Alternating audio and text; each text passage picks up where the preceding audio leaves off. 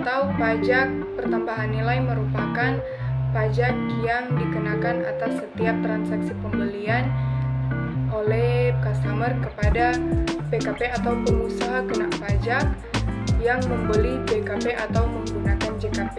BKP adalah barang kena pajak, sedangkan JKP adalah jasa kena pajak. Nah, perlu diketahui untuk mendapatkan status sebagai PKP atau pengusaha kena pajak, entah itu badan atau pribadi yang membangun usaha, maka setiap dalam 1 tahun omset usaha tersebut harus mencapai 4,8 miliar. Maka dia dapat mengajukan diri untuk mendapatkan status sebagai PKP. Kemudian ketika dia sudah dikukuhkan sebagai PKP, setiap barang yang dia jual atau jasa yang dia jual yang termasuk dalam BKP dan JKP, maka ketika customer akan membeli barang tersebut atau menggunakan jasa tersebut, customer itu akan dikenakan biaya tambahan atau pajak yang disebut dengan PPN atau pajak tambahan nilai. Dan PKP akan melakukan penyetoran atau pelaporan PPN itu kepada pemerintah. Jadi PPN itu dibayar oleh customer bukan untuk perusahaan, bukan untuk PKP, namun dibayar kepada PKP untuk diserahkan kepada pemerintah. Jadi PKP yang melakukan pemungutan PPN dan customer yang diwajibkan untuk membayar PPN, dan PKP akan menyetor dan melaporkan PPN tersebut kepada pemerintah. Dan perlu diketahui juga bahwa waktu pembayaran atau penyetoran dan pelaporan PPN itu kepada pemerintah yang dilakukan oleh PKP paling lambat adalah tanggal terakhir dalam suatu bulan. Berikutnya di sini seperti yang terlihat adalah list barang dan jasa yang dibebaskan dari PPN. Jadi di luar dari list ini, ketika membeli dan menggunakan jasa tersebut akan dikenakan PPN. Kemudian perlu diketahui juga bahwa kegiatan ini, pemungutan PPN ini hanya berlaku di dalam wilayah pabean atau daerah pabean. Yang dimaksud dengan wilayah pabean adalah wilayah Republik Indonesia yang meliputi wilayah darat, perairan, dan ruang udara di atasnya, serta tempat-tempat tertentu di zona ekonomi eksklusif dan landas kontinen yang di dalamnya berlaku undang-undang yang mengatur mengenai kepabeanan. Nah, yang berikutnya adalah objek dan subjek dari PPN. Di sini ada beberapa objek. Yang pertama adalah penyerahan BKP di dalam daerah pabean yang dilakukan oleh pengusaha. Kemudian impor BKP, penyerahan JKP di dalam daerah pabean yang dilakukan oleh pengusaha, dan masih banyak lagi. Namun pada intinya, pada poinnya adalah objek dari PPN ini adalah BKP dan JKP, yaitu barang kena pajak dan jasa kena pajak. Kemudian subjeknya adalah PKP, yaitu pengusaha kena pajak yang mana mengeluarkan BKP dan JKP.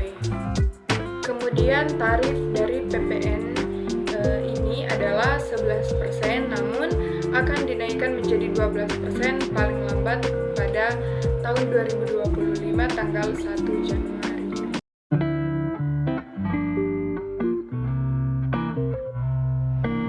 Nah, sekarang kita masuk pada PPNBM atau pajak penjualan atas barang mewah. PPNBM ini adalah pajak yang dikenakan pada barang yang tergolong mewah kepada produsen untuk menghasilkan atau mengimpor barang dalam kegiatan usaha atau pekerjaannya. Pajak penjualan atas barang mewah ini juga masuk dalam beberapa kategori. Di antaranya ada pajak pusat, pajak objektif, pajak atas konsumsi umum dalam negeri, dan pajak tidak langsung.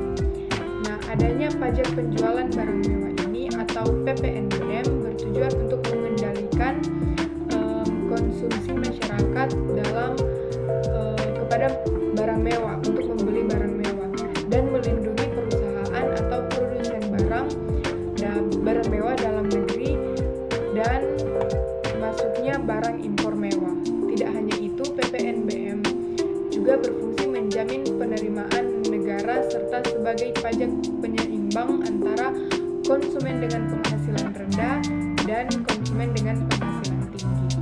Nah, yang berikutnya ada objek dan subjek dari PPNBM ini. Yang pertama adalah objek, penyerahan BKP yang tergolong mewah, kemudian ada impor BKP yang tergolong mewah. Kemudian subjeknya adalah BKP yang menghasilkan atau yang memproduksi BKP yang tergolong mewah. Kemudian tarif. Nah, tarif dari PPNBM ini akan dikenakan berdasarkan ketentuan berkisar dari 10% hingga 200% yang paling tinggi.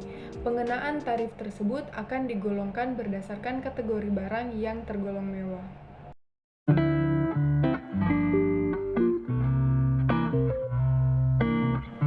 PBB atau Pajak Bumi dan Bangunan adalah pungutan wajib pajak atas kepemilikan tanah atau bangunan karena adanya keuntungan maupun manfaat dan juga kedudukan sosial ekonomi, entah itu perorangan atau badan yang memiliki hak ataupun mendapatkan manfaat dari tanah dan bangunan tersebut.